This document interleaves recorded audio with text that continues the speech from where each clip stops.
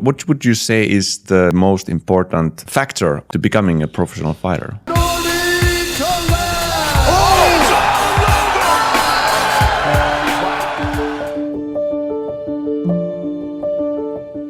So if you're ready to do that, you might have a chance.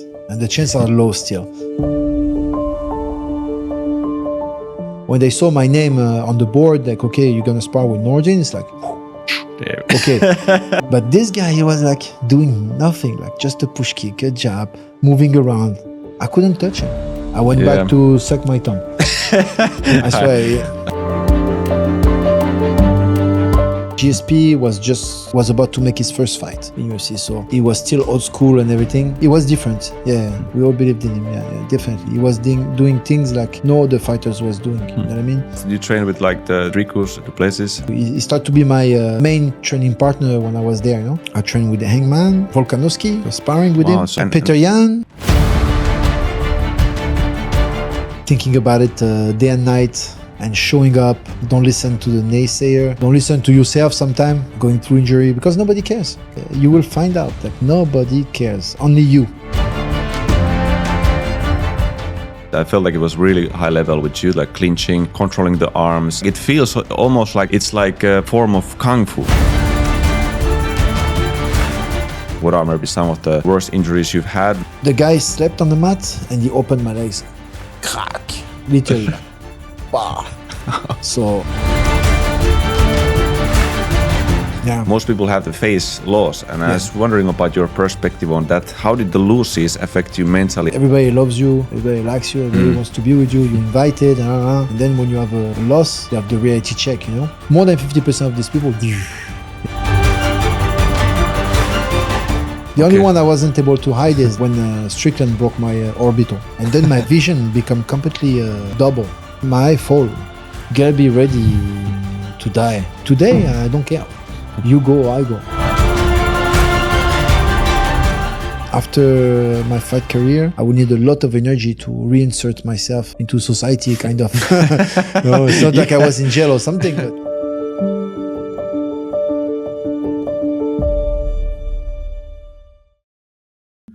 All right, so today we have a very special episode because we have quite a special guest. We have Nordine Taleb here, who is our MMA coach.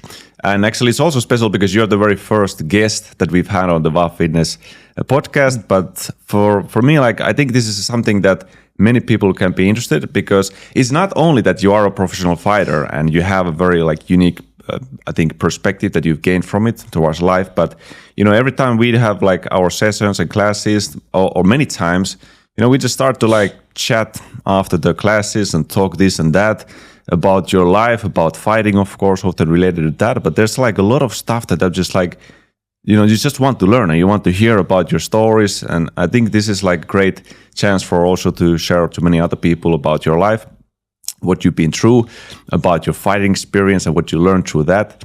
And actually, I just want to mention quickly also that other people know that you are really a professional fighter. You have a very long career, I think 22 professional fights. Yeah, something like this. And there's, out of those, you have 15 wins, there's 7 losses, but you've been really fighting at the very highest level. So not just even UFC, you've been to Bellator as well. Bellator, yeah. And you had the other, I think the Canadian, there was some professional MMA championship Warrior there. One was part of it. Yeah, and the rest now was just like a little local organizations. Okay, and there was also, did you have also amateur career before? Amateur career and very few fights. All right, you jumped very quickly. Yeah, very quickly. Yeah, because I had the chance to immediately been sparring partners for the greatest of Canada, you know. So I picked it up quick, and my test and fighting amateur was like brutal, so quick, you know, winning it like in few seconds. So it was no competition in those matches. No, I don't. Well, yeah, my first fight was a very competitive one because the guy had over 100 kickboxing fights. Oh, you know what I mean, and me like it was the beginning also, so I was like going for striking, and this guy was tough. Yeah, it was very tough. Yeah. Okay, but then you jumped very quickly. Yeah, but that's actually interesting. So you started like you didn't have much even experience at that point. You weren't against a guy who had like so many fights. Yeah, I was 0-0. It was a pretty mismatch. yeah. But I found out after the fight. Maybe it's better. Yeah, Firas told me like, no, he has a few fights. You know what I mean? Like he said, he has a few fights, and you can go. You tough. No, don't worry, no, you're ready. Right? Yeah. He built my confidence. Yeah. But the bottom line here is that like, you fought since then. You fought with champions. You trained with champions, with some of the best in the world, and I think it just gives a certain kind of it takes also a certain kind of attitude and character to really even take that as a career. But the very first thing I just wanted to ask, because just for that people know that we've been training with you now for I think 9 months, at least close to 9 months since last summer we started. Yeah, true. And almost a year. Yeah. So, what do you think about like me and Samuli, how we've been doing, and is there progress that you can see or? I can sense like a very noticeable progress. Okay. Yeah. Especially in the fight distance, having you have like a better understanding of the fight. You know what I mean? Gas manage also. But there's an improvement. There's improvement. Because also when we go together, we do like some sparring sessions. You have to understand, and as you're getting better, I have to step up also, and I always like be at your level plus one. Yes. So this is my way to dragging you up. I remember you explained this to us at one point. Yeah, I remember you said, and it makes sense because if I look at myself, it's encouraging to hear it from you, but because if I look at myself, then I think, maybe I'm not like I'm not like that much better against you, but at the same time, you raised up your level. Every time we raised up the level, so you can't see the difference so necessarily so well, at least for my own eyes. And I can see then now you're reaching the target. So before it's like a lot of shots went missing all the time. Missing everything. But now you start to it. You start to have setups also. Better understanding. I would say overall like way better fight IQ. Your approach is very smart. You're asking proper questions in view to progress fast, and you understood. And it's mental more than skills, because you can do pads for 5 years.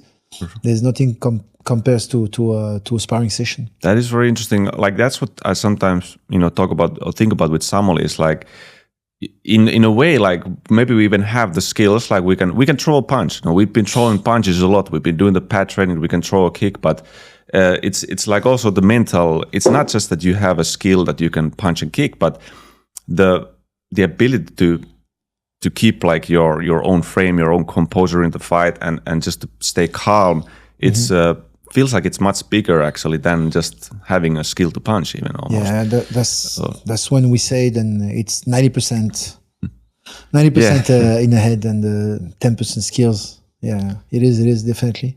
Yeah, so like that's just makes a huge thing, because in some ways I could feel like we can maybe go to fight or something, but it's just like the mental block is mostly, and the fact that you're just like you can't maybe read the other guy or something like this, and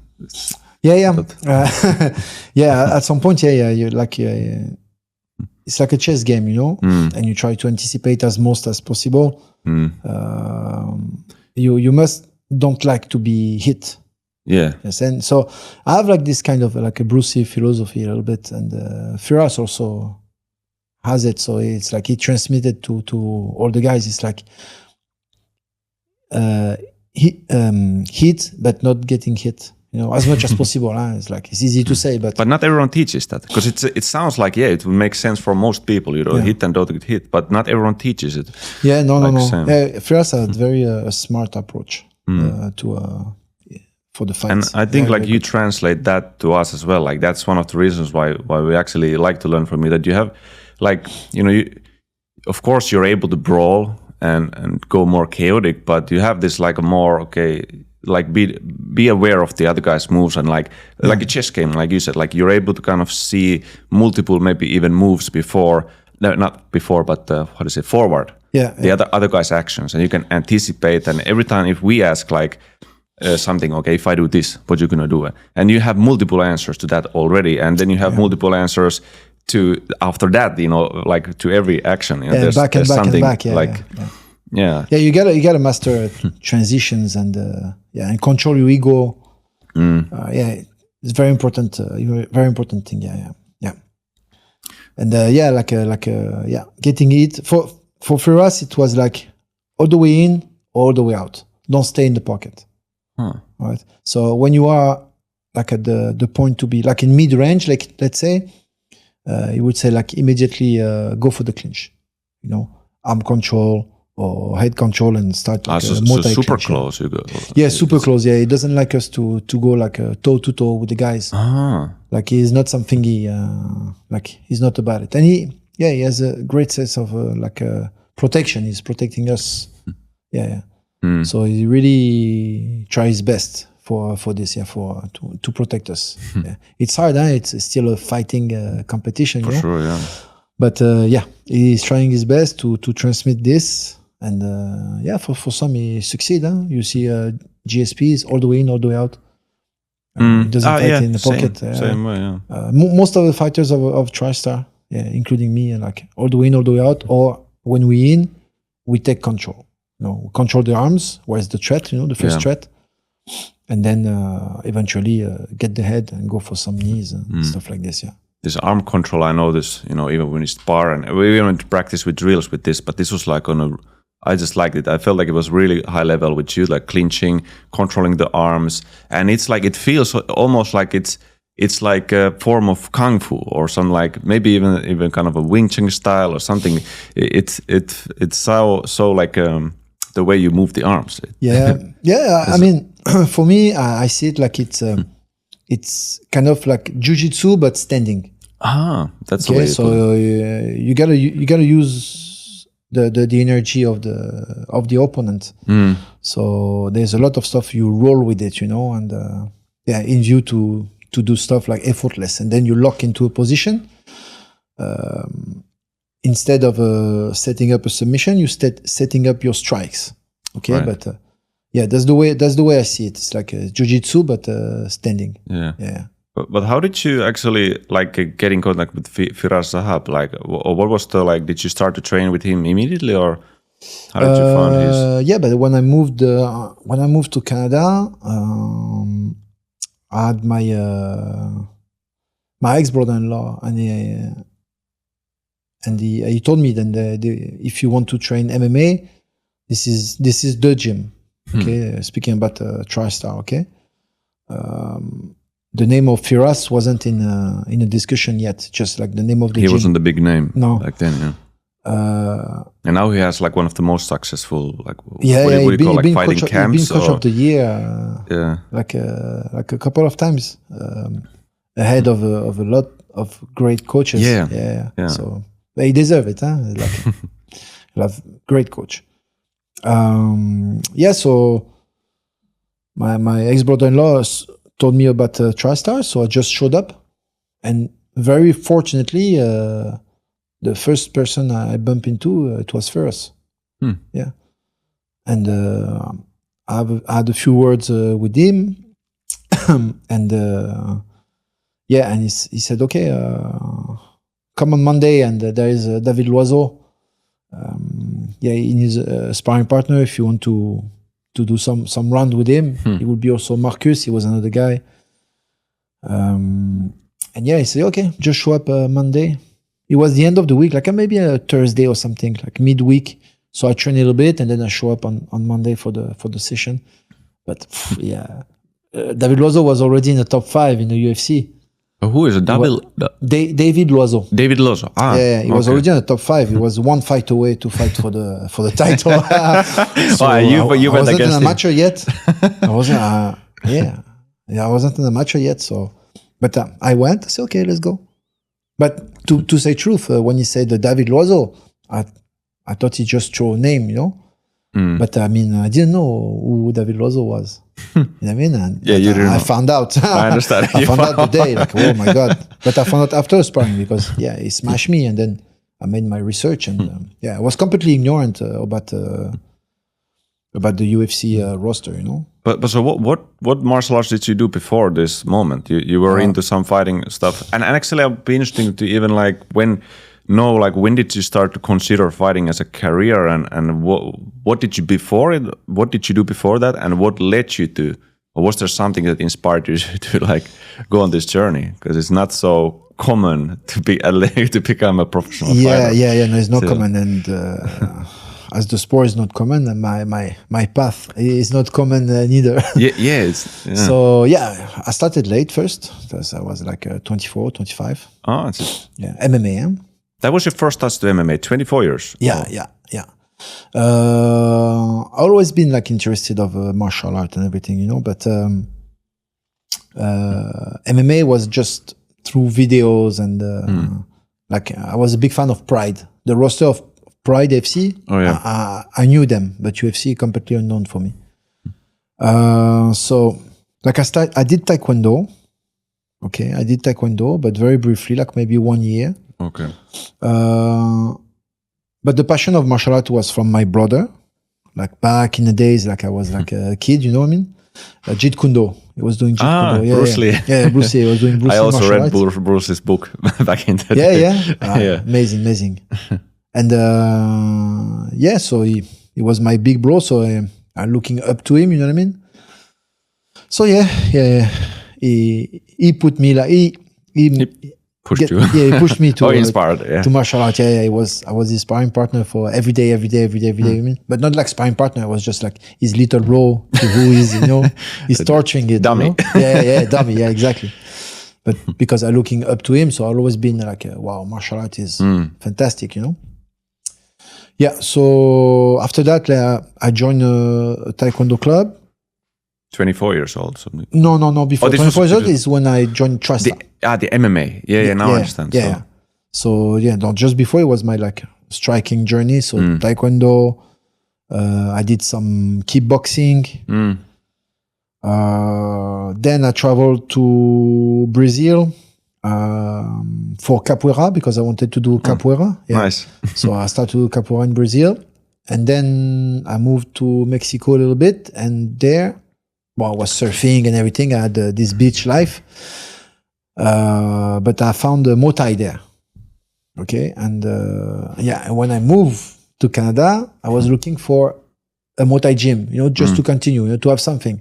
I was a very active guy, you know. I need my adrenaline shot, you know what I mean? And through martial arts and through anything anyway.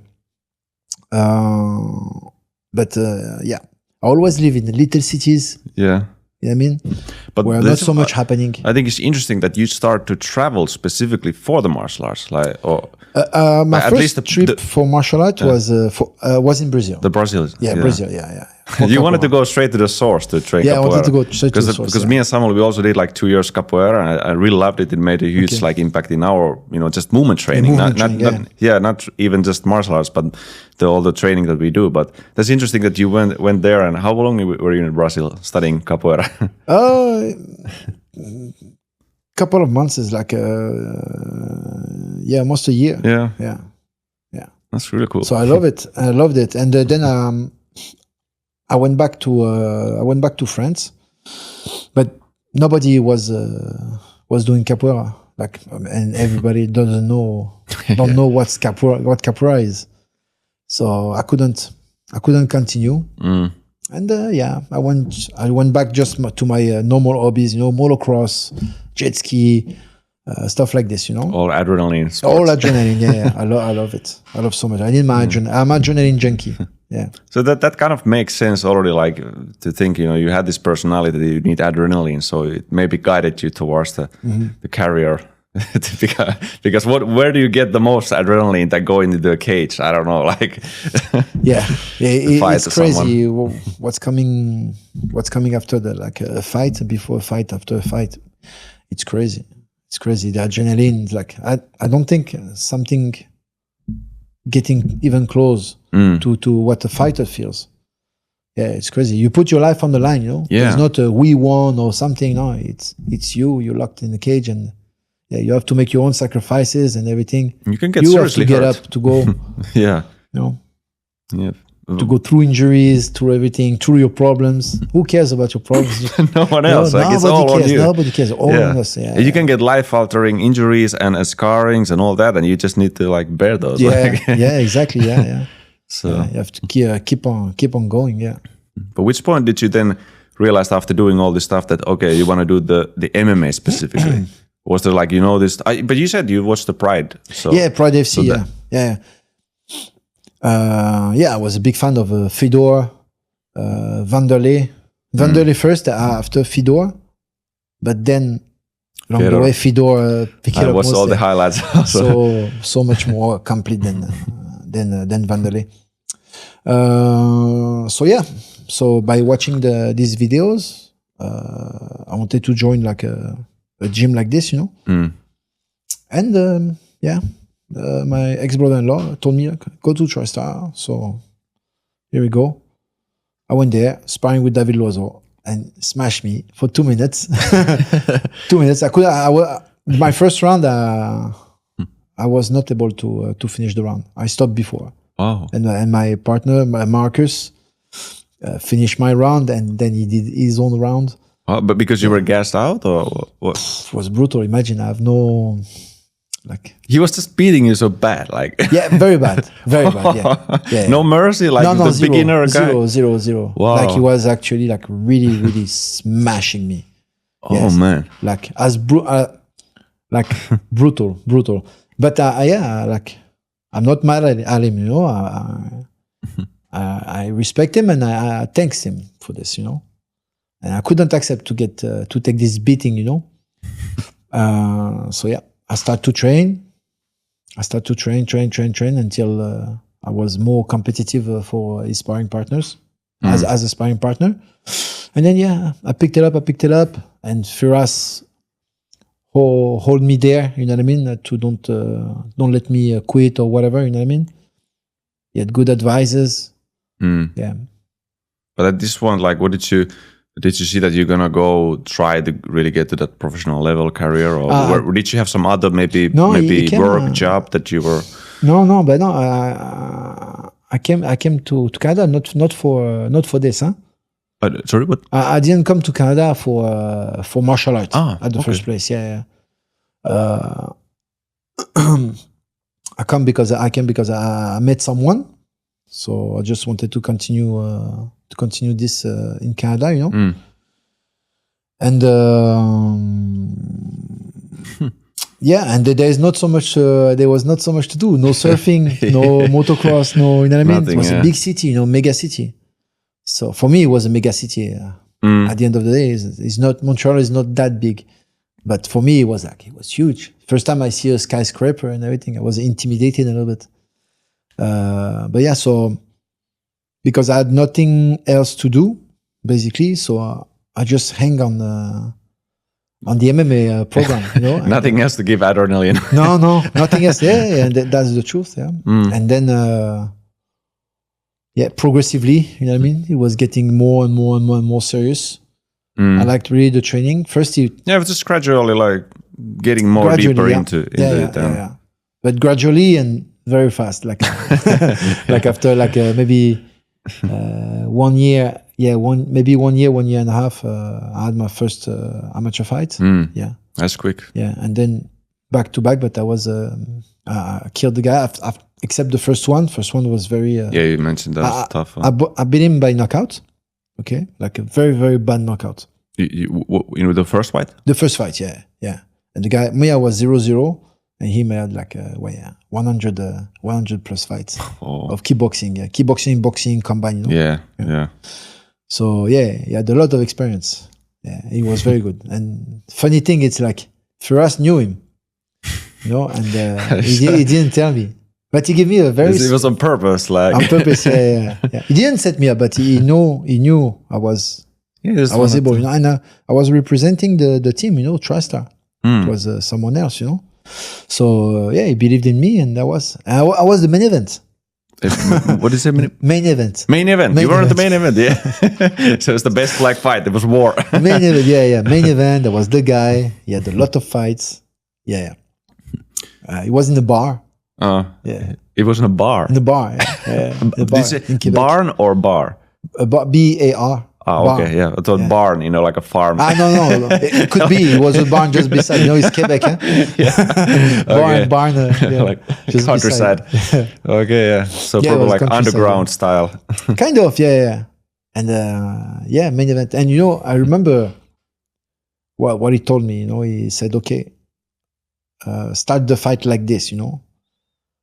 Because he knew the guy was starting his fight like this. So it's like throwing your front leg without switching, without nothing. So you bump gloves, and then you go toe to toe, and boom, you throw the first kick with the lead leg, but to the head. You understand? Without switching, without calling it, Yeah. Bah, like this. And because the guy started the fight like this. He won a lot of fights like this. The guy does the same thing. Does the same thing, yeah. Oh. So, so it was like a psychological thing. So you use his weapon. First, understand? Yeah. And I believe he changed something, but we throw it at the same time.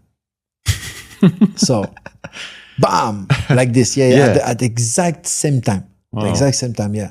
So he connect me, I connect him. But he took me seriously at this time. I mean, and I believe it changed the dynamic of the fight. I mean, his mindset, how he was supposed to go through me, So yeah, it was. It's already mind games immediately. Mind game, yeah. And Firas knew it. And he just said, "Okay, do this." And he knew I would do this. I was like a soldier, and I was listening everything he was saying. So yeah, and it worked. Yeah, it worked. Yeah. A big knockout. Yeah. Second round. Wow, that's amazing. Do you still have videos of those days, or is there any? I've been claiming this video for like years. They don't want to give it to me. You can't get it video, even though it's like what is 10 years old or some 20, 15, like that. But this one, I really wanted it. It was my really very first fight. It was a lot of cameras. A lot. But there was no smartphone, no one filming. But no, barely YouTube was. What year was it? Barely YouTube. Let's say 2005. Oh yeah, still like a. Yeah. It's difficult to now realize that back then it wasn't so normal. Now I'm like, oh, of course everyone has, but no, it's like just go like 15 years. The fight was coming in DVDs, Yeah. VHS. Yeah, VHS or DVDs. Yeah, I had VHS at this time of Pride FC was on VHS, but yeah. So I've been battling to have this video. They never wanted to give it to me. I know this video is somewhere. Wow. They just don't want. I'm surprised why they want to hold on to that. It's not like they're making money with it anywhere. No, but it's a pride thing because the guy I beat is the son of one of the leader of the groups there. Oh, to not mention something, but it's one of the leader of something there, and they just a little bit more behind the scenes. Yeah, it's behind the scene thing. Yeah, it's backstage thing. So they don't want to give it to me. Yeah, and we had to leave the place fast. Okay. Controversy. A little bit, because I've been, it was my first fight. I was full of adrenaline, pumped up, and I beat him. Like I put him, I gave him like a push kick. He was in the ring, so. He went into the ring and, with the swing, when he came back, he met my right hand. Oh, it was a right hand knockout? Right hand knockout, yeah. Yeah, you pushed him and he comes like back. Yeah, he come back with the ropes. I pushed him very hard. Wow. And he went back to the ropes. When he come back, he met my hand and he made a flip. Like in the movie, That's like a pro wrestling. Yeah. It sounds like WWE. Like his head stayed as far as he can swing, and only his legs... Wow. Flipped over, and bam, knockout. So I was all, wow, all the energy coming, and it's crazy. Nothing compares. Like it's crazy. And I celebrate too loud. I celebrated too loud. You know Makes what I mean? sense. And People do I was like... the only one celebrating. I silenced the crowd, you know. But you couldn't control it, like you just... No, it's a fight. You know? If you would have won like this... First fight, debut, tough battle, so... but I'm interested to hear about your also training partners in the Firas gym, like GSP. Like when did these big stars also come to into the scene, and how was your training with them with Firas or in the gym? It came like I started to train immediately with a big group, like the pro group at TriStar. It wasn't like it became, you know what I mean? It was a small group. I came really at the early stage of the TriStar era, you know. David Rozo was the only one in the UFC. And GSP was about to make his first fight in UFC. So yeah, very beginning. Yeah, really beginning, and he was still old school and everything. So it wasn't as structured as it became. Yeah. But definitely, it was a great experience, true blessing to be among these guys. You know what I mean? But how to put this in perspective? They were fighters before. It wasn't the GOAT yet. You understand? So yeah, they didn't have that same aura. You mean this kind of? Or you didn't see them as these stars? They were just your training partners. What do you mean? Yeah, they were trained. But they always been. Even if when he become like a super mega star of the sport, for me it was George. You understand what I mean? Because it's not like I appear at the gym at his peak. You know what I mean? I was there almost at the beginning. And you knew him from the beginning, so it's. He was definitely special. Definitely. Yeah, definitely. You could see. Yeah, it was different. Yeah, we all believed in him. Yeah, definitely. He was doing things like no other fighters was doing. You know what I mean? Exploring different areas to get better. You know what I mean, gymnastics. Powerlifting. Even today, he's doing gymnastics. Still into it. So it was really the first. Before him, TriStar was a fighting gym. You understand what I mean? We go, we train, we learn a couple of skills, and then we throw down. Okay, it wasn't as complex as it becomes after. Today. More sophisticated, refined. Refined. Yeah. So and the things like George had this vision, and so he started to go right and left to find the best coaches at different to get different skills, you know. And then he brought John Danaher, he brought a lot of time Greg Jackson from New Mexico. He brought this to the Firas Zahabi's gym. Yeah. He was the first who was going to search something else. Okay, I need something else to get better, you know. Yeah. And so, we all benefit from it. Okay. He has been super generous, you know. Some guys, I can see now when somebody make his training camps somewhere, you know what I mean? He keeps his guys for himself. You understand? Yeah, they don't share they don't share too much. But George, very generous with the training wise, and he was very generous. We all benefit from his from his training camps. So that does give a bit of new perspective on him as well, because not everyone who is maybe good is like that. Yeah. They really want to keep it. It was very generous. You ask him something, martial arts is very, very generous. You ask him something, he takes time for you, he explains to you. Yeah. And he really, he invests in himself. You know, we all heard about how much costs more or less his training camps, you know what I mean? But we all benefit from it because he shared everything. He shared his coaches, he shared his training partners, he shared his knowledge. So he invested in himself, but I believe he also invested in his team. But did you have if his team gets better, he gets better. Makes sense. That's quite an environment. Because there's so many different high-level athletes, influences coming in, and like you said, GSP bringing his own knowledge. Danaher, this is some of the really the biggest, best people in this area. Yeah, and it's the dedication from the coaches. You know, he was not part-time coaches. You understand? Yeah, he was some pad holders who were having a job and they round up. They make some pads to make some money. They were ex-fighters, but no. At TriStar, he was like dedicated coach. You know what I mean? So this is crazy. And when they put their mind into a technique, they refined it. They take all the kind of situation who might happen if you do this, if you do that. You know what I mean? And they adjust everything. They refine the technique, and they make the best out of it. Yeah. Quite a sponge to take everything in. Yeah. But what are all the different like gyms and training camps where you were? Like, which different countries were you in? And in addition to like just training in Canada, and because I remember you mentioned at least to Thailand, but I've always been loyal to TriStar. I always come there. Like it's still like you feel like it's kind of a place. Yeah, always. So I wanted to refine my Muay Thai. So I went to Tiger Muay Thai in Phuket, Thailand. Okay.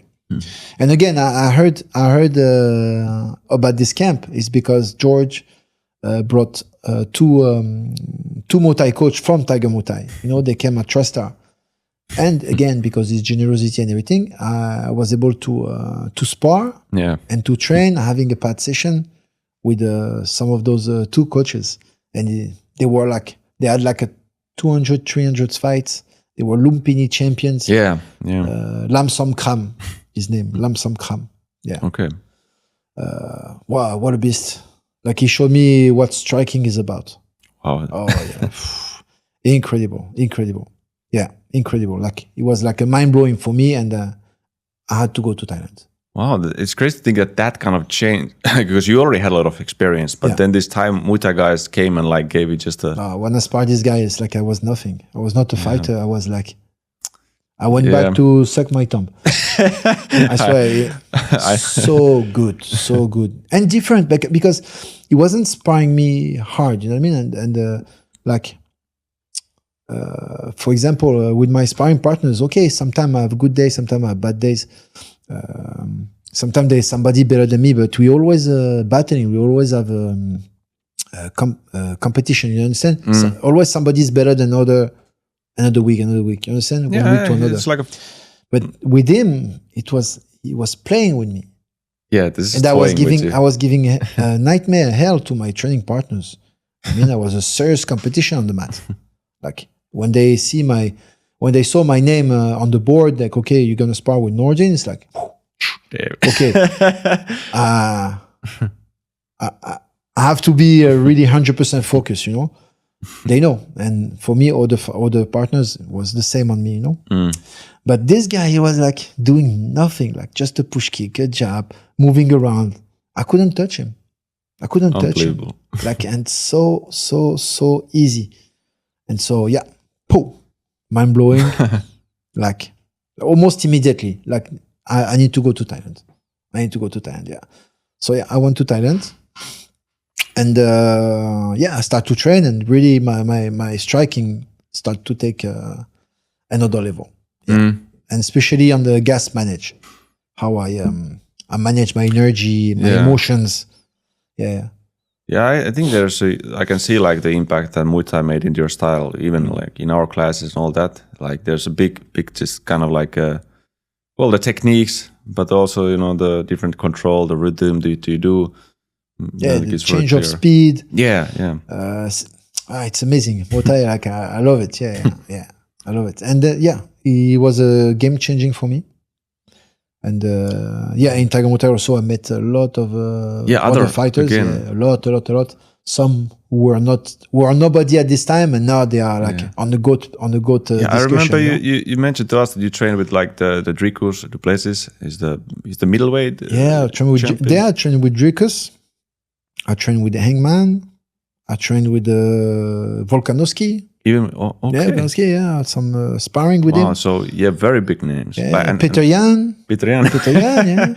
Yeah, I've seen his clips also from Tiger Muay Thai. Yeah, and some others incredible athletes who perform in the UFC and How did you feel about these guys, or was there something like? But speaking about South African the Plessis. Yeah, Dricus, yeah. It was my weight class. Okay. But you were in middle or welterweight, like I was I was welterweight. But he was fighting welterweight before. Oh, he was in welterweight. Yeah. I think so. Like I'm 90% sure. But you were still like at least pretty similar sizes. Yeah, pretty similar sizes. Yeah. So so when you spar, you try to pick up like what's in your category, you know. And we were so much athletes there, then you can pick up your size, you know.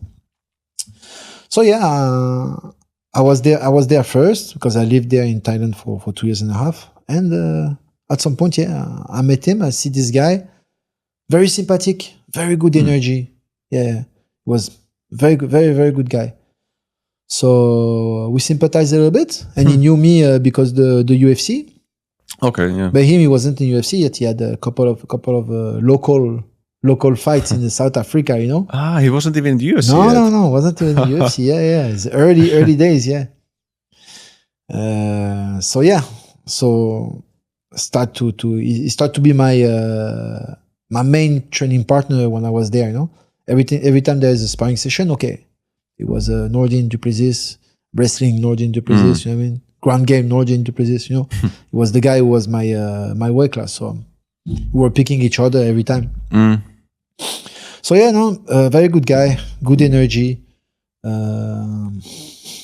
I see that his skill set is about the same than before.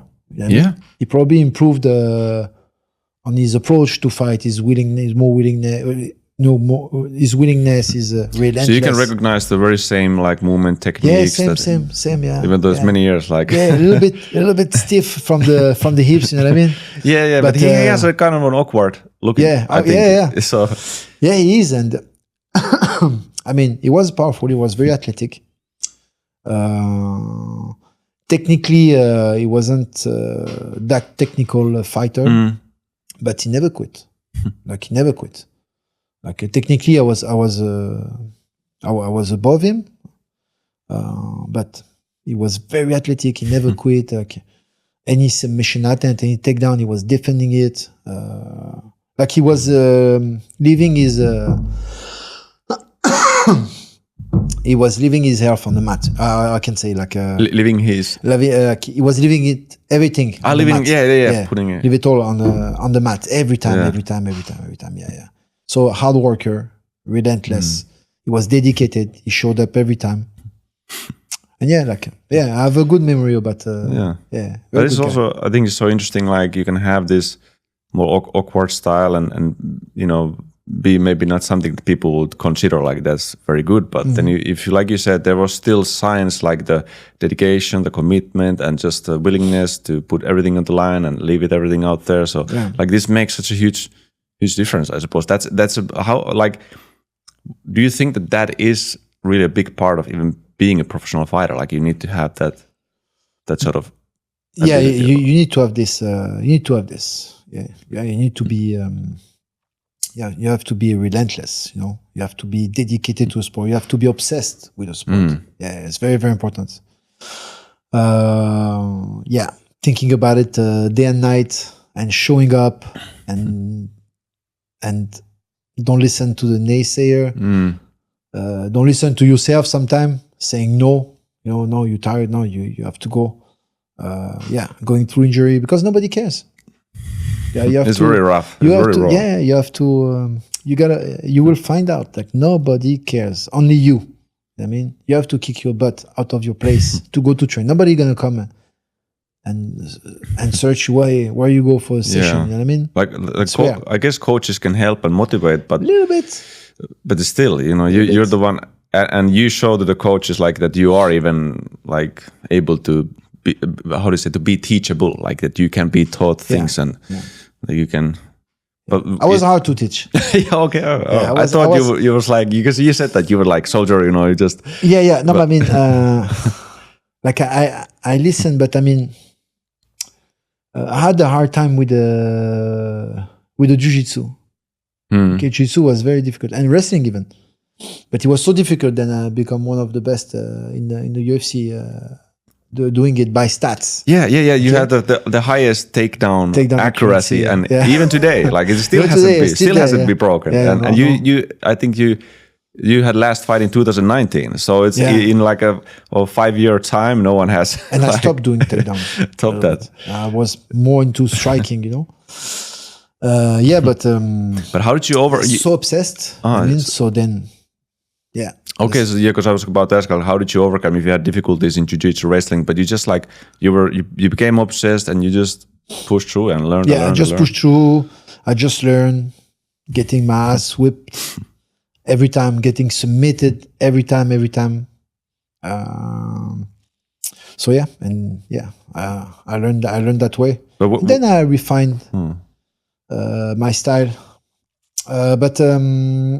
Did you have when I really liked the jiu-jitsu, like the moment, like, okay, there is something else, you know. It's when Ryan Hall, came at TriStar to train. You know what I mean? So I believe Ryan Hall made a huge difference in our approach to ground game for MMA. You know what I mean? His BJJ influenced us a lot. Influenced Firas first because he's the coach who transmit everything. But yeah, he had Ryan Hall has a big influence into TriStar concerning the ground game. Oh, that's surprising. And I was watching, you know. Because I heard, okay, this guy, but he was like this, you know. He was very thin and he was small. Ryan you mean small stature, like like frame, skinny, you know, small frame, skinny, thin. Yes, like skinny fat a little bit, you know, not even like a skinny fat, but he was making tap everybody. Wow. I said, okay, this guy is good. He make tap my sparring partner who are like brown belt, purple belt. But what about with the black belt and with the guys who do only jiu-jitsu? And one of these days, he was like, jiu-jitsu was start growing, more names was coming, even Brodo Estima was there. It was other guys, okay? And I saw him sparring against black belts, jiu-jitsu, only ground game jiu-jitsu. And he was killing everybody on the mat. Everybody with his leg lock system and everything. Like, what is that? You know what I mean? For me, it was like, mind-blowing again, you know what I mean? Okay, there is something else than just going brutal and control. Another moment. Yeah, another thing. So yeah, this is where, this is the moment where I got interested into a ground game more. Yeah. And Ryan Hall. Did you learn direct from him or? I was asking a lot. a lot of questions. I was even filming him. I said, do you mind if I film you? Because things happen too fast. I cannot understand, you know? So yeah, I was filming his sparring session with others. And yeah, I just tried to pick it up, what he was doing. But for sure, obviously, we don't have the same frame, same hips mobility, but I had to learn. So I started to exercise. I started to do mobility exercise. I tried to get better at it. It seems like every time, like you just, or maybe it's one important factor in your journey is that you really like, you say like this, or call it obsession, but it's mean like you really wanted to learn something thoroughly and seriously like go into it. And I was wondering like this, what do you think is maybe one of the most important part for like a professional fighter, or is there a certain element? Is it something about this like wanting to learn, or what would you say is the maybe most important maybe characteristics or like personality trait or just like a factor to becoming a professional fighher? What is most important to have? So many things important. Just too many, not just so one. So many things important, yeah. You gotta have a sense of this sacrifice. You need to sacrifice a lot. You gotta know that it's a selfish sport, but it's also like a brotherhood sport. Like you have partners, everything. So you gotta be generous, but you also don't forget yourself. You have to be relentless with the training. You got to show up no matter what. So show up for yourself, show up for others. You know what I mean? Sacrifice, generosity, relentless, yeah. Oh yeah, all this. And moving on with the oral stuff, moving on with the families, moving on for birthdays. Yeah, you gotta sacrifice all this stuff. So if you're ready to do that, you might have a chance, and the chances are low still. But you might have a chance if you have a sense of a sacrifice. Yeah. Yeah. Okay. So yeah, that seems to be like a big thing, like because it's. The willingness to sacrifice is so like ground level, like say thing that you need to have. Because if you're not willing to do that, then all the rest of things won't work because they require sacrifice. Like your willingness to learn, your dedication, generosity, they all kind of require you to sacrifice. I guess something, well, whatever you're sacrificing. Then is it your time or maybe your time with family, time with your girlfriend or wife, or it's like everything. It takes out of you so much. You know what I mean? Yeah. So much like there's too much competition. Too much guys wants to make it. Very few making it. So yeah. And when you don't training, somebody is training to kick your ass. True. This is the thing. It's crazy to live like that. You need to keep those things in mind when you're. If I don't show up, okay. For example, you have a training camp. Okay, you want to take 1-2 days, but want to take 1-2 days off, but what this guy is doing now, this guy is training. He's training to kick your ass at the date. So yeah, you got to go and train and push. And it's also your training partners. The margin of progression was so quick and so big at TriStar. You know what I mean? Like you don't show up, for example, you have an injury, you out for 2 weeks or 3 weeks, 1 month, let's say, you come back, the guys are already a lot better. A lot better. They learned already a lot of techniques. I remember at some point at TriStar, when it was a flood of knowledge coming into TriStar, like if you pay attention, you will learn like at least 5 techniques a day. Wow. Yeah. So a crazy amount. Yeah, 5 techniques a day. Yeah, a day. Yeah, and for weeks and for months. You know what I mean? So if you're open-minded, and dedicated, you will learn a lot. So talking about, having some, maybe injuries that keep you away from training, I'm actually interested to hear like what are maybe some of the, worst injuries you've had, coming from the fights also, but maybe even from training and just during your career. Do you have some really bad? Yeah, I had one bad injury who put me out of fighting for almost 1.5 years. Oh, yeah, long time. And maybe, and the doctor said I might not be able to fight again. That's crazy to hear. So I pulled up my. Were you already in the UFC? Or? Yeah, I was in the UFC. Yeah. Okay. I just fought Silva, and I was set to fight. I don't remember the guy, but another high profile. He was announced, but I just can't remember. Jouban. Alan Jouban. Yeah, Alan Jouban. Yeah, he was he was like up and coming, and me, I was like up and coming. So we were set to meet each other, and it was a bang. I was super excited about this matchup. Yeah, but I flew to Thailand again to refine my striking, because he's a striker and he loves Muay Thai. So I said, okay, let's see who has the best Muay Thai. I will do my best. So I went to Thailand. Everything went fine. Like I was destroying pads. I was like absorbing knowledge. It's crazy. I trained with the brother of Lam Som Kram, the guy I told you. Yeah, his brother who was crazy, and his brother was the coach of Lam Som Kram. His brother and coach. You know what I mean? So wow, you know what I mean? I was so excited. Super high level again, Muay Thai. Yeah, Muay Thai. So I learned so much skills. He gave me some secret thing.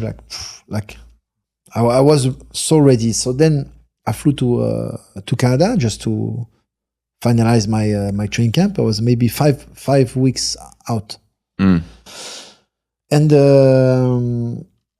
I did the thing I shouldn't. But I flew. I flew.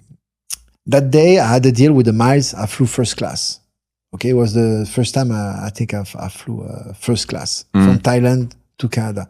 So very comfortable. So I had a very good flight. I slept all the way, so I came in TriStar. Yeah, you felt good. Canada was very good. And I said, no, I'm gonna take. I came in the morning. I arrived in the morning, and I said, okay, I'm gonna take the day off because it's not good,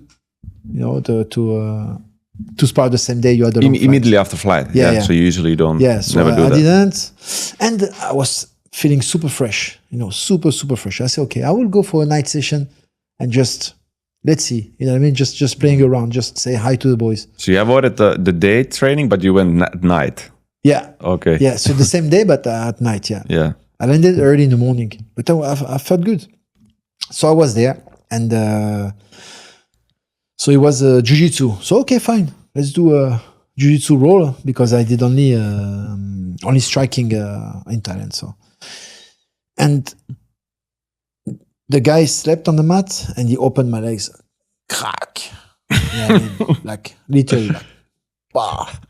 So my abductor pulled out of this, is attached. Complete tear. Yeah, 4 centimeter.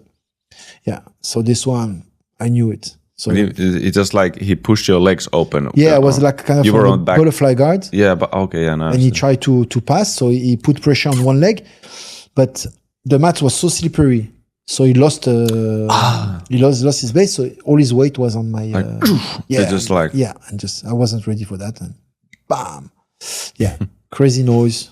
The sound of it, bah, yeah, I heard it. So this one pulled me out for. I had to cancel the fight, and and then healing process, and the doctor diagnosed, says, "Okay, whoa, it's like a 4 centimeter, tear." Yep, just completed. Like yeah. So he said, "Okay, if I open you, like we need to stitch it back. It's gonna be long, la la la la." So I started to make my research, and I found like a PRP. It's like with the plaquettes, PRP therapy. PRP. Okay. It's like they take your blood and they spin it. Mm-hmm. I don't know, 1 million times a minute. I don't know, and then they re-inject immediately into the injury. Okay, so yeah, I did it 2 times, and I recovered. And I lost some mobility. I'm not as flexible as before. The tendon is like it's still like it's not attached, right? Or how is it? I don't know how it happened. Like it was a tear. It wasn't like very like a hold by just a string, So in this gap, he inject my blood. He processed the blood, PRP, you will search. Yeah. So he inject straight into it with the ecography, very precisely, So he inject in the middle, and then he coagulate, and then he makes something, and bone, maybe. No, it make like I don't know. Okay, he rebuild the ligament, the muscles, and together, whatever, you know what I mean. The magic effective. Of the body, Yeah. So I did it 2 times, and I was okay after rehab and everything. And it took 1 year. You said like 1 year rehab and the treatment. Yeah. But and ever since, like you haven't had issues. You said like loss of mobility, flexibility. Yeah, loss of mobility, loss of flexibility. Yeah, I feel limited on some angles. Yeah. Okay. No pain, nothing, but I feel like okay, it's blocking. I don't want to go there. Maybe it's a psychological thing. Could be. Yeah. At least I can't. The pain was horrible. Yeah. The pain was horrible. Yeah, I cannot describe it. It's like. It was hot and cold at the same time, and I don't know. Somebody put his fingers into your thigh and is opening it. You know what I mean? Like like horrible. It's probably constant pain, like just horrible, burning and everything, like burning and cold at the same time. I don't know. It was weird, but very painful. I was like rolling on the mat, like. And that was the worst injury you've had, right? The worst. Yeah. The rest, I don't know. But did you have to make any adjustments to your training after that? Or? Because of this? Yeah. Or like fighting style, or you didn't really, at least I can see now when we're sparring or doing, like I can't feel like there's any. But I'm good at hiding stuff. I fought with injuries, Like I broke my hand, and nobody, even the judges, never seen that I had my hand broken. Broke my ribs. Same story. Oh, you fought with broken ribs. My knees pop out. Nobody saw it. I'm good at hiding, you know. Wow. Yeah. The only one I wasn't able to hide is when Strickland broke my orbital. Strickland broke your orbital. Yeah. When I fought him, he broke my orbital. Yeah. Which round do you think? It was second round. Second round. Yeah, second round. Yeah. Yeah. How about that fight? By the way, like because Strickland also became a champion in the middleweight, and what is your view on the fight? Like how it went? Because I see like you had good success, but then it turned downhill. So was it maybe because the eye then? And it was a good fight. I was very excited about this matchup, and everything was going my way. The first round, as planned. I wanted to strike this guy. I didn't even. He doesn't wrestle really. No. So I said, okay, this guy's gonna be a big target for me. You know what I mean? And everything went as planned until the second round. Like, you know, the way he's using punches. You know, he's flicking everything. Yeah, flicking the jab is very flicking jab, flicking even the right hand. It's weird and awkward a little bit. But at some point, he just touched me with his knuckles, you know, because he's flicking. Jab. Yeah. So with his knuckles, and I felt a crack, and then my vision become completely double, double. Yeah, my eye fall, you know, because the orbital support, you know. Yeah. So my eye fall like this, and I wasn't able to see nothing.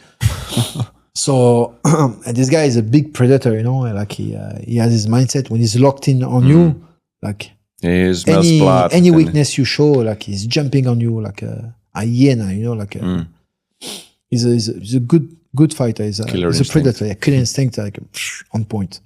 So yeah, he sensed it, and then he came coming after me. I couldn't recover, and I didn't know what was happening at this moment. So I tried to fight back, but I couldn't see. I was punching the wrong guy, you know. Yeah, because and at some point I shoot the wrong guy also. So, too. Like the vision was completely doubled. Yeah. That's the same, because I didn't know that you broke the bone there. I just thought I never mentioned. Maybe it was the hits and maybe you got tired or something, but it was really the vision that I was a cardio machine. Never get tired. Never get tired. Yeah, this what it doesn't make sense. Like why? Okay. Yeah, he broke my orbital and So my ball dropped, you know what I mean? Down. Yeah. And so the vision completely, But how was the recovery from that then? Like he didn't require some surgery, but I had to just avoid sparring. Avoid sparring. So that's for sure. I was out of the gym for a while, and then I had to do some rehab to rehab my eyes to have precisions in the eyes, you know what I mean? To muscle it up, something to you need to actually rehab the exactly, yeah. So to follow targets quick, you know what I mean? And then, I still have a problem. When I look up like this, I see double. Yeah. Still? Yeah, still. Still. So you mean like extremely up? Like for example, I try to see up and I see double. Suddenly it splits, the image splits. Yeah, it splits immediately, yeah. Nice effect. So it was hard for me. Like the last symptoms I had, it's like, because I'm shin down and fighting. So I'm shin down and I'm looking at you straight. So I was seeing double. If I do like this, I see double. Okay. You understand? Like this, I see you correctly. Okay. So you can't go like this, fully. I see double. Yeah. When my eyes is too much all the way up, I see a double, since that time.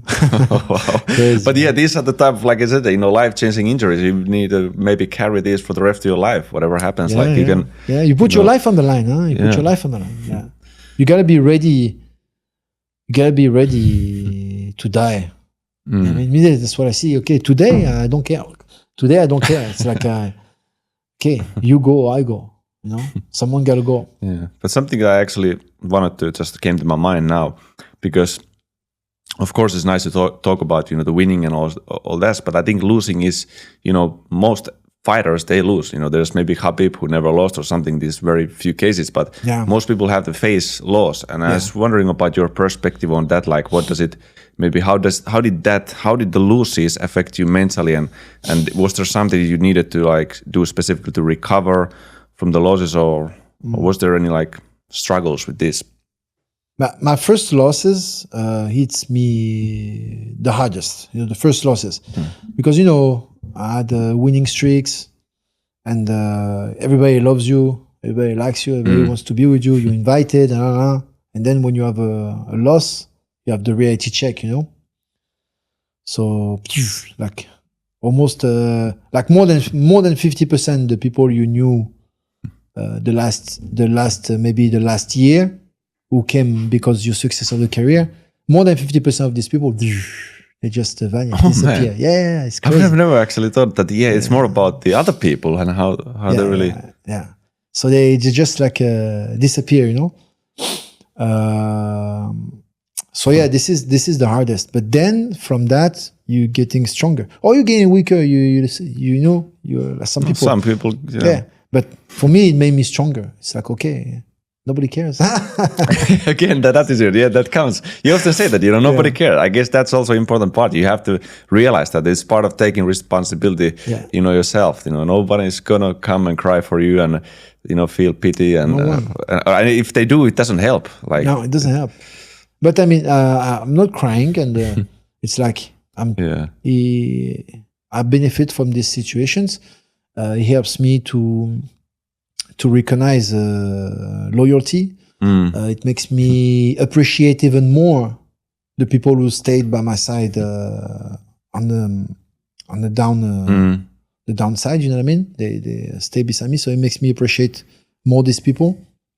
And I learned from it, and it makes yourself stronger mentally, And then that's it. You just go to win for yourself, not to please anybody.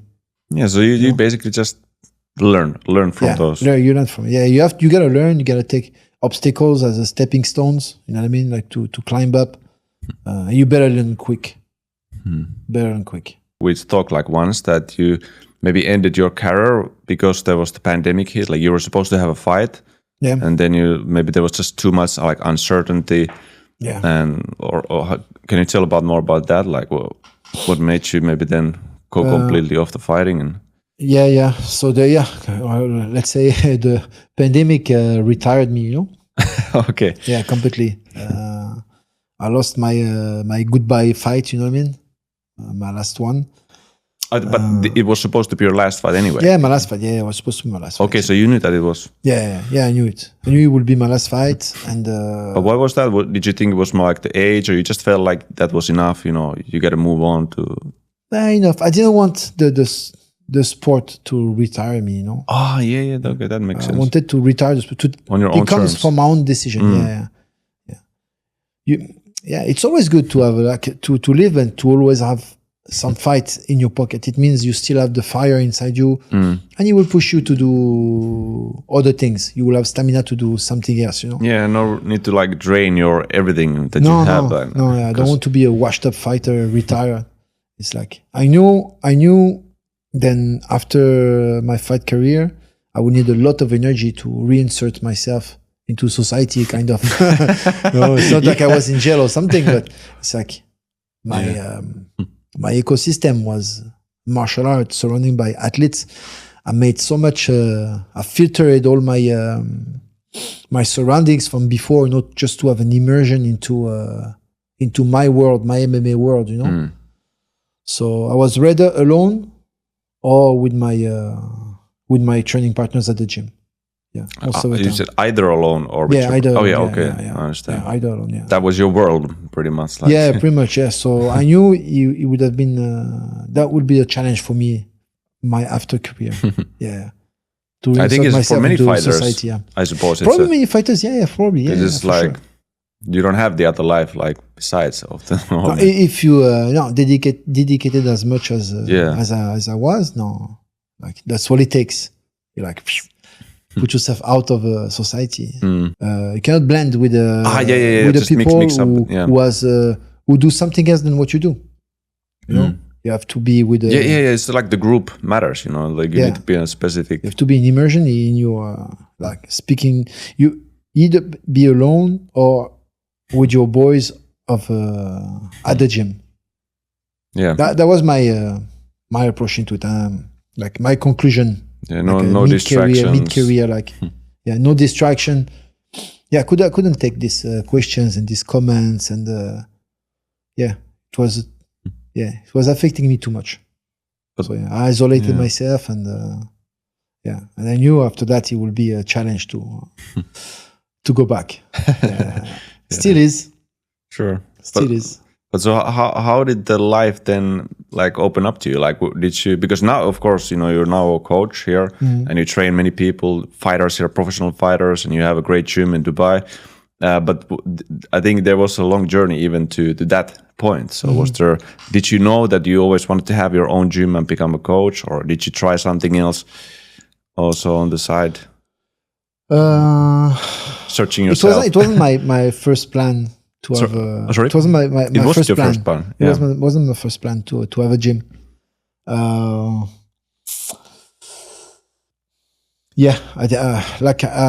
wanted to have like to invest on few businesses. You know what I mean?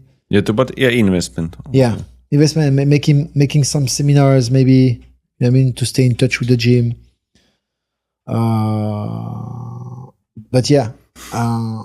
Because the COVID and everything, so he cut me short to finish my career the way I wanted. Like I was like lost a little bit. You know what I mean? All right. Yeah. It was hard, and it was the COVID and everything. You know what I mean? So there's no wonder. Yeah, like your UFC career ended. Now it's this global pandemic. You can't make proper plans about anything because you don't know what regulations comes next and what they're gonna stop. Exactly. So. Yeah. Especially to make a gym, it was difficult because it's a contact sport. Also like gyms were closed. Gyms were closed. The first thing we were closed. So quoi? So it was out of my plans to make a gym. But everybody, I connect more with the other side, not with the fighting. With the casual people, and my family even, and everybody says, oh, why you don't make a gym? Why you don't make a gym? You should be good to make a gym. This is what you do. What you will not make a gym? Blah, blah, blah, blah, and the gym. And it got into my head a little bit, and so maybe it's the logical. What's next? The next move to do. I made the idea maturated, I can say. Matured in my head, and I made some plans, and I made it happen. We moved to Dubai, and here what things was much easy. It was another life. It's another ecosystem. Yeah, totally different. Yeah, Dubai is crazy. So I think it was the best move. The best move I made is to move in Dubai. Really? Yeah. I met great people. Things were aligned for me. In UAE, the MMA scene is growing. So I feel like it was the right momentum for me to insert myself. For sure, yeah. And many times they have the UFC event in Abu Dhabi. Yeah. So like it was big, Fight Thailand. They allowed the fight happen in the middle of the pandemic. So it was logic for me to come in Dubai and try to make it happen. Yeah.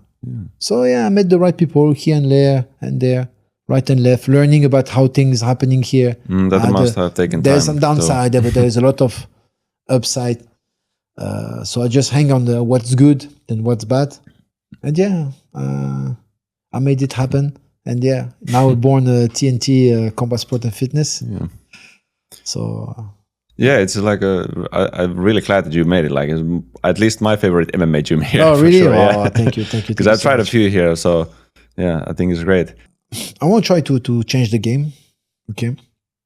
So I want to give my best, the best of my knowledge.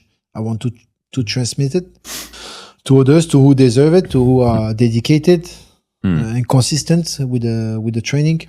So I made a switch in my head. I'm not a fighter anymore.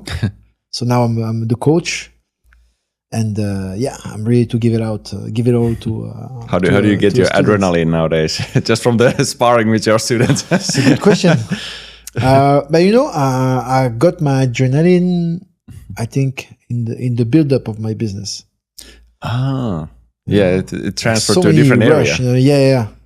So to make it happen, this, that, to some problems to overcome. Being an entrepreneur, that definitely. So I think I get my shot of adrenaline there. But when this is settled, I would need something else for sure. So how are you feeling now then? No, I'm still challenged. You still feel because I have a bigger ambition for my gym than it is right now. Okay, I'm not finished. Of course. But I can see when everything is settled down, I can see then I want to go back in a fighting, just one more fight. Really? Yeah. Wow, that would be amazing. Just one more fight. That'd be fantastic. Yeah, just one more fight. Because you didn't get your last fight. That's the thing. No, I didn't get it, and I'm like, I have an unfinished business there. So but I would not take on a prospect like who's on his ramp up. Guy. You know what I mean? You want to go against some more like a veteran? Yeah, against a veteran. Like you're a veteran, so yeah. For example, something like this. A veteran. I don't want to make my retirement fight over a tomato cane or somebody who really have a teeth like a tiger saber. Oh, you said a tiger was a saber-tooth tiger, yeah, saber-tooth tiger with fangs. Who winning against me will mean his golden ticket to the big league. Yeah, so they have a huge I don't want to be a good gatekeeper. You know what I mean? I don't want this type of fight. I want to fight that I will enjoy. You know what I mean?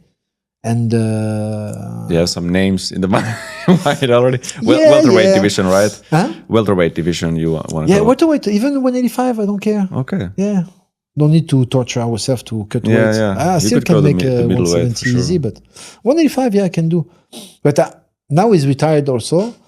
But I always, for example, when I signed up with the UFC, especially when I was on the casting for Ultimate Fighter. They give you some questions, on the notes, some questions. So it was these questions. This question who said, okay, who you would dream to fight in your UFC career? And I wrote the name Matt Brown. Okay. Understand? Matt Brown. I love this guy. You know what I mean? Like the guy with the elbow. Elbow, knees. You know what I mean?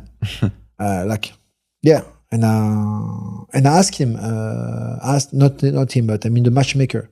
Oh, match me with the Matt Brown. Oh, he's booked already, but maybe for the next. It could be a good thing. Yeah, we're with you on this. You know what I mean? With the matchmaker of the UFC because I was straight with them. I had no manager. So I know it could eventually happen. So I had hope. But it never happened. So maybe if the right organization who put the right money. Not money for me, but it is for him. I believe he would be like the big check. You know what I mean? Yeah, it doesn't have to be UFC. It can be any No, any. I don't care. No, fight is a fight. Yeah, fight in a garage or you fight in a big scene. Fight is a fight. Now I know. Then I feel the same thing. You know what I mean? Because I remember my feelings when I fought amateur, and I remember. My last fight in UFC is the same adrenaline. You have the same adrenaline. You put everything on the line. I mean, for me, it was the same adrenaline, because I knew I put my life on the line. You know what I mean? Yeah, I guess it doesn't really change. Like other people might think maybe that's their higher stakes. No, fight is a fight. You know what I mean? I had these questions. Oh, what is it to fight in front of the UFC crowd or something? For me, there is no crowd. You're so focused in the zone. Yeah, I don't see them. Wow. I don't see them. When I'm out of the locker, I see only the camera, the lights in front of me, and the dark hole like this. And wow. Until the guy who put the Yeah, put you the Vaseline. I said bye to the guys. Now, somehow, like 1 or 2 seconds, I acknowledge where I am. Then I get in the cage, and then again, black. And behind the fences of the cage, it's black. I don't see nothing. Really? It's black, yeah. Just the light for the cage, my opponent, I don't see nothing. It sounds surreal experience. Almost like. Yeah, it's like, yeah. But when after the fight, do you then start to suddenly like see the crowd? Do you start to hear like the noises? Yeah. Okay, nothing. I hear, but I cannot see.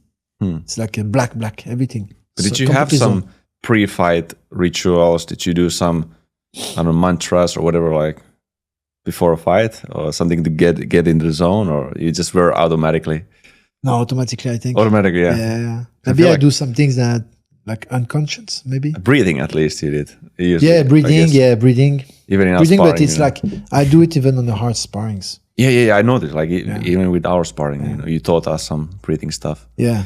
Just to... So it's not like really maybe a ritual, but it's not like a ritual for fighting. You know, it's like in general as an athlete. Performance to get ready for performance. Yeah. Everything based on me performing well, but I don't have like this little thing that I need to do, or this picture I need to carry with me, or you know. yeah, lucky socks.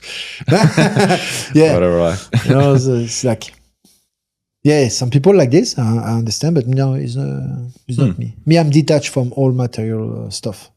That's interesting, actually, because I remember like some people they say that they have their thing, but. What did you think about like UFC in general? Like, do you have some opinions on that organization, and how was like your UFC? Like how was your work with them? Was it you were happy? For me, I had only good experience. Only good experience. Yeah. I thanks them a lot. I have nothing bad to say. I will never complain for my salaries or anything. The backstage crew, they are awesome. They are here for athletes. Everything is made for the athletes. I didn't feel like anything like some people was backlashing the UFC, but me no, like everything so far so good. You were just there to fight, you know. Yeah, there to fight, and I had and they I had what I needed to do so, you know. Yeah, like well organized, like organization is on point, big machine. There is some stuff you don't do. I mean, if you work on the sense of the UFC, you know what I mean, and you don't try to do too much of your own. Like you respect the schedule, you respect where you have to be at this time. You know what I mean? It's okay. As a business, you have to understand they manage so much fighters, so much camera crew, cleaners. I mean, a lot. You know, referees. There's so much to manage. So everybody has to be at their spot. I mean, you're part of the show. We having it easy compared to the backstage life. Understand? We here, we show up, we train, we fight. Understand? It's very easy compared to everything they had to do. And I always felt very comfortable. I feel like you didn't have like also, I think some people who maybe there are some good reasons that people have issues, but I think a lot of times it's also the ego, that comes into play, or something like people who have issues. Probably, You know, so really no issue. Everybody say, Dana White is like cocky, or is a bully, or I don't know. You see the fighters, or like I have no idea really what's happening. I found him very accessible. Other people was what they say, Yeah. You just have to be straightforward. This guy has tons of things in the head. You know what I mean? Yeah, they take probably no BS, like no, he has no time for this stuff, and he smells it miles away. Yeah. Like I think you mentioned you met even the Lorenzo guy. Lorenzo Fertitta. Yeah. Where was that? The first time I met him. Oh, but it was like St.Tropez, or where? No, St.Tropez. Yeah. I met him a couple of times in St.Tropez. Yeah. But I mean, I met him through the UFC. Okay. And eventually, then he came to celebrate after the big sale. You know, when they sold it, come to celebrate in St.Tropez, and then I met him at the restaurant of my friend I was going. Yeah, so it was very happy to see me every time, and every time he's coming to St.Tropez, he's that's asking, really cool. He's I asking like for me. Hey, I was Nordine. So it's very cool. Yeah. He even tweet the picture of us in his Twitter account. All right. Yeah, back in the day. Yeah, but a businessman. I have nothing bad to say to this guy. Or they could have paid me more. Blah blah blah. Yeah, blah, no, like some. Would you say like carrying this like I don't know what's the word, but bad feelings or whatever. Yeah, bad feelings. Yeah, maybe at the higher ranks, maybe something happened. You know, when you start to be like a big draw, and you start to dealing big numbers. Maybe there's another. You know, there are sharks. You know what I mean? So you want more money. There are sharks. The business. Yeah, I mean, that's the business part. You gotta be strong. You know. And that's their job, you fighter. So I believe the way they approach the negotiation is not your way to approach the negotiation. For sure not. So but to my level, I've only good things to say about them. Yeah.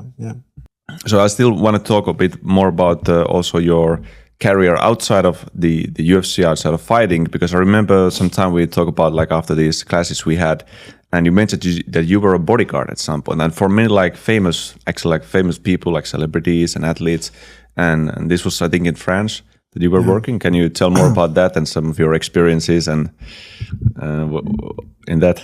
Yeah, it was a kind of a side hustle for me to be a bodyguard. Not I never see it as a career, you know. Yeah, career is not the best term, but like a side job. Yeah, it was a side job, and I had some friends who were bodyguard all year long. You know what I mean? And into security. So for me, it was a good way to make some incomes during the summertime. Especially, you know. Yeah, actually, like, when did you stay in the St.Tropez? Like, because you were in Canada and now we're in France. Like, how did you manage that before you go? Yeah, but at the beginning, like, it was hard to make a living from fighting. You know? So I needed money to sustain myself. Of course. So every summer, I was going back to France, to south of France. You know, for like June, July, August. It was the high season. And it's it's to make money as a security bodyguard. It's good, and it's something that I knew good, and I had the contacts. So that's what I was doing, like for the, let's say, 3 years before my career start to go somewhere. Okay, to have some that's the timeline. Incomes, So 3 years, 4 years. And so I was going in the summer, and I was a bodyguard for some high-profile, actors, American rappers also, in particular, one became like a global viral, like it was with Neymar.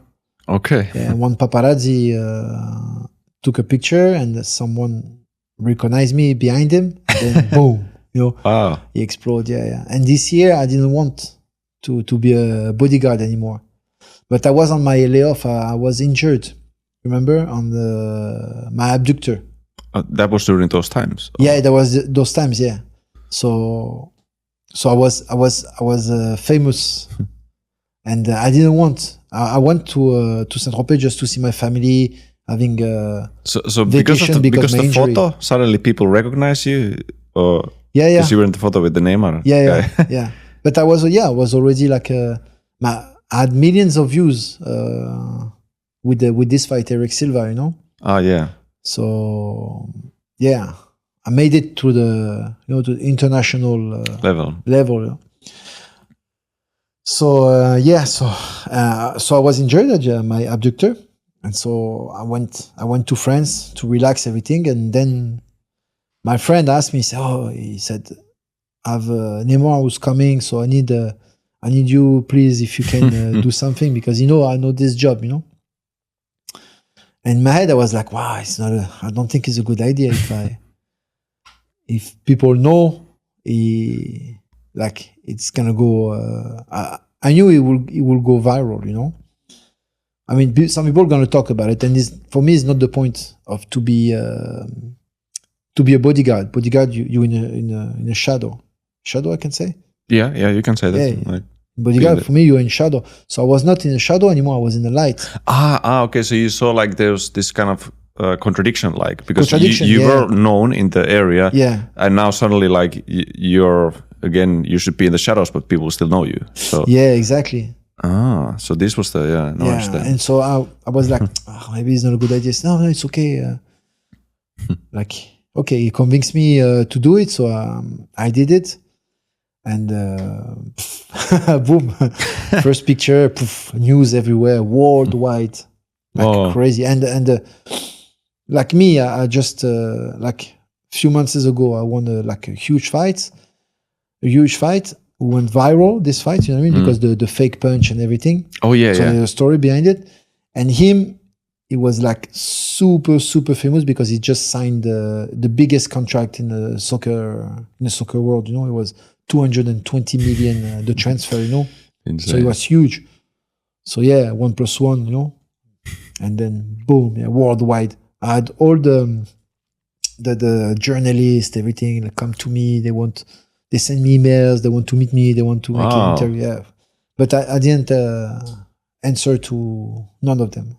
Okay, you didn't want that kind of fame. No, I don't want this. Yeah, some people would have bounced on it. That were, okay. Yeah, they'd be happy. This opportunity. Yeah, they'd be happy about it for sure. But no, me no, zero. I dodged all kind of setup they were doing to have an interview of me. Yeah, they even infiltrated the UFC. What? Yeah, and I dodged it. But why didn't you want to give any? Or you just because it was nonsense, like it was not really make sense? Or you just wanted to keep your privacy? Yeah, I keep my privacy. Yeah, for me, I have this thing in my mind. It's mindset. This bodyguard is bodyguard and fighting is fighting. Yeah. I mean, I didn't see an opportunity for me. Maybe he was. I mean, was it their idea to just get information about the Neymar through you? Or yeah. It gets for sure. Yeah, it was like soccer media, like a worldwide soccer media, and from all the world. I have nothing juicy to divulgate. To give. You know what I mean? Nothing juicy. I don't want gossip. Gossip. Yeah. It's not my type. I don't. Maybe they push because they see everybody wants a piece of fame of something and. Whatever, good publicity, bad publicity, everybody taking it, like we see now on social media, But me, I'm not about it. So I had nothing to say. I will not be saying anything about what I witness or the way they celebrate or, you know what I mean? Nothing. So, yeah. But how did you feel like, because you mentioned, or the feeling that I got now is that you like more like the shadows and more like to be discreet and more like private. But how did you feel? Did you feel there was a conflict between like maybe raising in your status in the UFC and being more high profile person yourself? Like, yes. I didn't like the fame really. I like to be recognized. For what I do. Yeah. I mean, but I don't like to be I don't know. I don't like groupies. So people who just come to you because you're fame, you mean? Yeah, exactly. But I know it's different. No, I don't know, something freaks me out. You know what I mean? Interesting. I recognize immediately if someone really is. I like passionate people. Who people are passionate. But the people who go to see a NASCAR or go to see a baseball game and I go to see UFC. You understand what I mean? They're not passionate about only martial arts, These people, it's freaking me out a little bit. Okay. Yeah. It's freaked me out. I don't know why. the people who come with the fame, that freaks you out. Come with the fame, And the privacy also, because I've seen I think, for example, with George, George is such a good guy, very exemplar. Like, you eating and some people come just to take a selfie with you. Yeah. But he wants immediately, and you have your burger, like you're about to bite on it, and can I have a picture? You know what I mean? Yeah. But George, he just drop it. Oh. And he's doing it. So he handles it like that. You have a chip chat and then finish.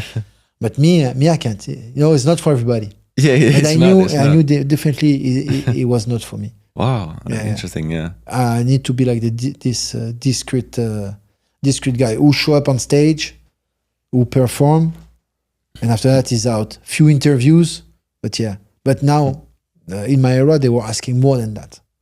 They were asking more than that, especially with the McGregor era. My peak was right at this timing. Oh, yeah. But what do you think, like, because I assume that, or was there a point that you wanted to become like a champion? Like you wanted to really like... Yeah, I wanted to be a champion. Yeah.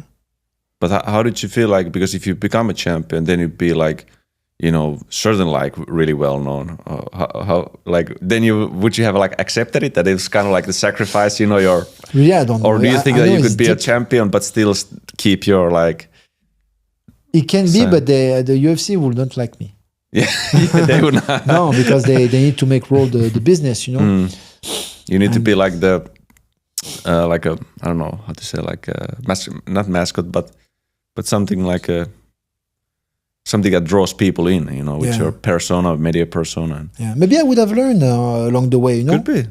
Maybe I would have met the right people. Maybe I would have consulted a psychologist. Yeah. Psychologist. Yeah, psychologist. I would definitely get help for especially for mental to help me to accept it, because it was an issue for me. So maybe like one last question I just want to ask is like, who are your maybe top 3 like greatest of all time fighters? And it doesn't have to be just MMA, but can be from any fighting sports, like your favorites. Yeah, I have a few names in my head, but it's very tough questions.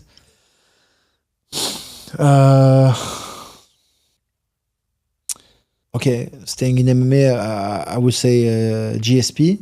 Okay, because it's work ethic and the guy is, you know what I mean, and like many people consider him. yeah. Like he beat the who is who. They were all on juice. You know what I mean, and he's like champion back to back. Like what he did is incredible. So yeah, I will put him number 1.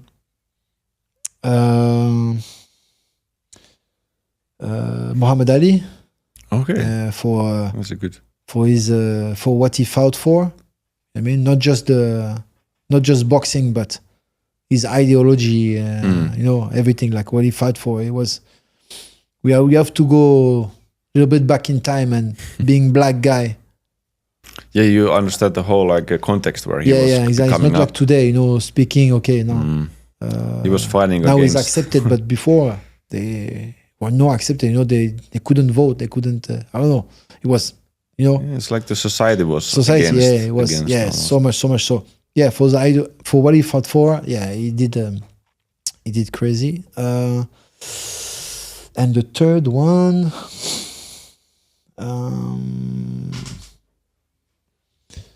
I can't say if he's a fighter. We never see him fighting. Bruce Lee.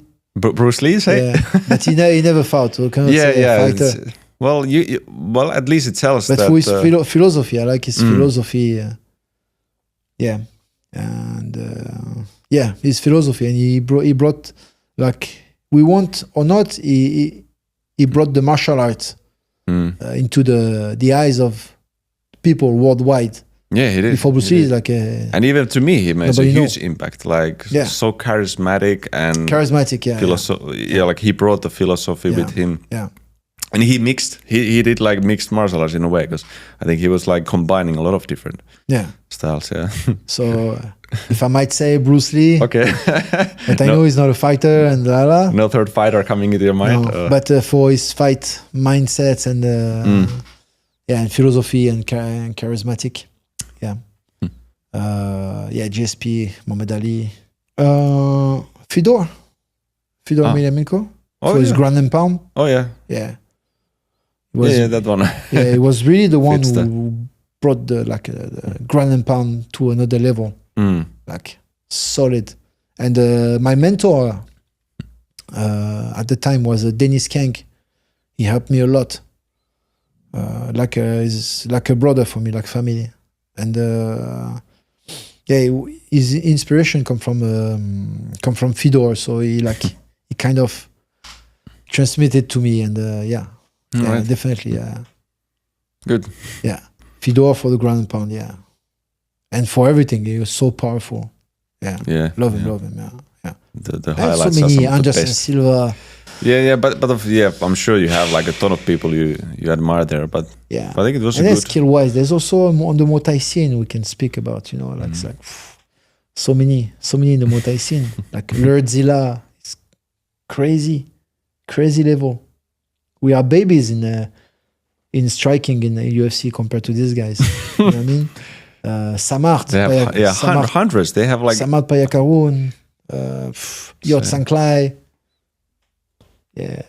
Kamsim. I don't remember his the other name. Kamsim. He was in the same gym as Samart. Then what's his name? Sanchai. Sanchai. Yeah. Boxing also Duran. Robert Duran. Duran, yeah. Tyson. Mike Tyson. Yeah. So many. It's hard. So many goats. No, yeah. So many goats. But we got the top 3. I think those. Yeah, at least, yeah. All right. Yeah. That's it. I think so. Thank you very much. Yeah, you're welcome. It was a pleasure. Podcast. Thanks for having me. Yeah. All right. That's it, guys. Hope you enjoyed. Stay strong. Thank you. Bye.